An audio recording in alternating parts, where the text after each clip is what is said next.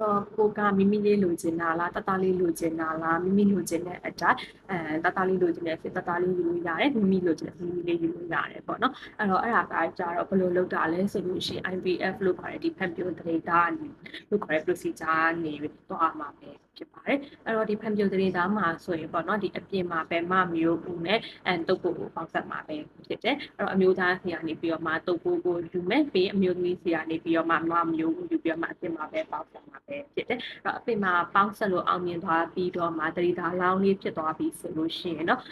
chromosomal testing လုပ်တယ်ပေါ့နော်အဲ့ chromosomal testing လုပ်မှဒါကယောက်ျားလေးလားမိန်းကလေးလားသိရမှာဖြစ်တဲ့အတွက်ကြောင့်မလို့ chromosomal testing လုပ်မယ်အဲ့ chromosomal testing လုပ်လို့